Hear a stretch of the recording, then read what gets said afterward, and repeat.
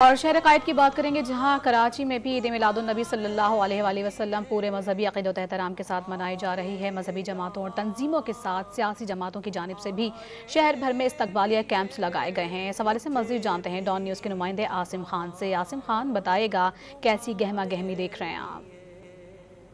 जी, कराची में भी जश्न ईद मिलादुन नबी सल्लल्लाहु अलैहि वसल्लम पूरे अक़ीदत और एहतराम के साथ मनाने की तैयारियां इस वक्त जारी हैं। आज जुमे का रोज़ है, तो जुमे के बाद जो है मज़ीद गहमा गहमी मुतवक्के है। अगर बात की जाए इसमें आशिक़ाने रसूल की, तो हमें पूरे शहर में ही जो है हरे झंडों की बहार नज़र आती है। जगह जगह मुख्तलिफ कैंप्स लगाए गए हैं, ना सिर्फ सबीलें लगाई गई हैं बल्कि लंगर का भी एहतमाम किया गया है। और वहीं जहाँ पर जो है मुख्तलिफ मजहबी जमातों के हमें कैंप नज़र आ रहे हैं, वहीं पर सियासी जमातों के कैंप भी जो है बड़ी तादाद में नज़र आ रहे हैं। इस वक्त मैं लियाकताबाद में मौजूद हूँ, जहाँ पर आप देख सकते हैं कि MKM पाकिस्तान, तहरीक इंसाफ और दीगर जमातों के भी यहाँ पर जो है कैंप्स लगाए गए हैं। ये वो इस्तक़बालिया कैंप्स हैं जो यहाँ से जुलूस गुजरेंगे, तो उन लोगों के लिए ये कैंप लगाए गए हैं। और रात भर यहाँ पर गहमा गहमी रहने के बाद अब कुछ वक्फा लिया गया है और नमाज जुमा के बाद जो है मज़ीद यहाँ पर गहमा गहमी होगी। और यही कहना है कि तमाम